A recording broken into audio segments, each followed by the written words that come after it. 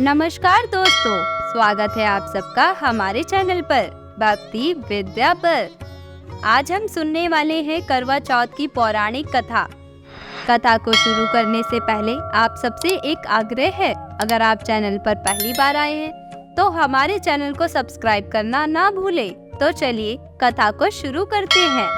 करवा चौथ की पौराणिक कथा के अनुसार एक समय की बात है जब नीलगिरी पर्वत पर पांडव पुत्र अर्जुन तपस्या करने गए। तब किसी कारणवश उन्हें वहीं रुकना पड़ा। उन्हीं दिनों पांडवों पर गहरा संकट आ पड़ा। तब चिंतित व शोकाकुल द्रौपदी ने भगवान श्री कृष्ण का ध्यान किया तथा कृष्ण के दर्शन होने पर पांडवों के कष्टों के निवारण हेतु उपाय पूछा। तब कृष्ण बोले, हे द्रौपदी, मैं तुम्हारी चिंता एवं संकट का कारण जानता हूँ। जल्दी ही कार्तिक माह की कृष्ण चतुर्थी आने वाली है। उस दिन तुम पूरे मन से करवा चौथ का व्रत रखना। भगवान शिव, गणेश और पार्वती की उपासना करना। तुम्हारे सारे कष्ट दूर हो जाएंगे तथा सब कुछ ठीक हो जाएगा। कृष्ण की आज्ञा का पालन कर द्रौपदी ने वैसा ही करवा चौथ का व्रत किया। तब उसे शीघ्र ही अपने पति के दर्शन हुए और उसकी सारी चिंताएं दूर हो गई। जब मां पार्वती द्वारा भगवान शिव से पति की दीर्घायु एवं सुख संपत्ति की कामना की विधि पूछी, तब भगवान शिव ने करवा चौथ व्रत रखने की कथा सुनाई। करवा चौथ का व्रत करने के लिए श्री कृष्ण ने द्रौपदी को निम्न कथा का उल्लेख किया था। पुराणों के अनुसार करवा नाम की एक पतिव्रता धोबिन अपने पति के साथ तुंगभद्रा नदी के किनारे स्थित गांव में रहती थी। उसका पति बूढ़ा और निर्बल था। एक दिन जब वह नदी के किनारे कपड़े धो रहा था, तभी अचानक एक मगरमच्छ वहां आया और धोबी के पैर अपने दांतों में दबाकर यमलोक की ओर ले जाने लगा।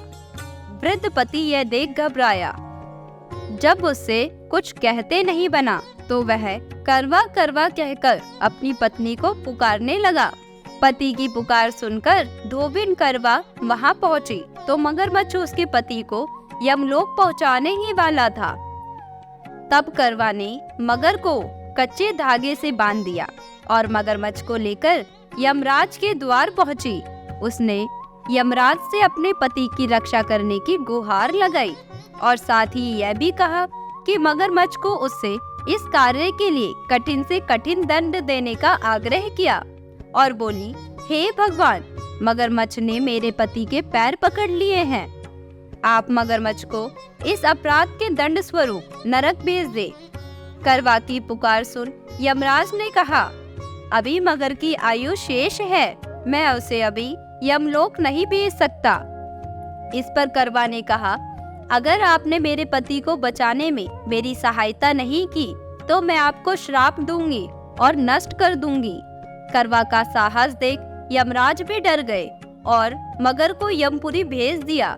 साथ ही करवा के पति को दीर्घायु होने का वरदान दिया।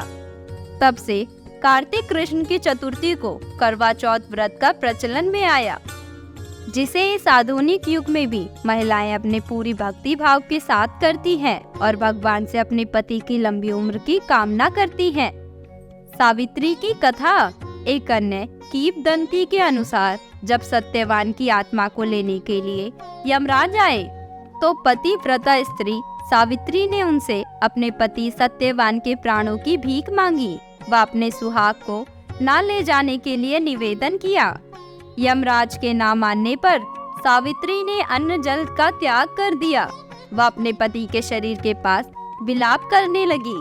पतिव्रता स्त्री के इस विलाप से यमराज विचलित हो गए। उन्होंने सावित्री से कहा कि अपने पति सत्यवान के जीवन के अतिरिक्त कोई और वर मांग लो। सावित्री ने कहा कि आप मुझे कई संतानों की मां बनने का वचन दे, जिससे यमराज ने हाँ कह दिया। पतिव्रता होने के नाते सत्यवान के अतिरिक्त किसी अन्य पुरुष के बारे में सोचना भी सावित्री के लिए संभव नहीं था। अंत में अपने वचन में बंधने के कारण एक पतिव्रता स्त्री के सुहाग को यमराज लेकर नहीं जा सके। वह सत्यवान को सावित्री को सौंप दिया।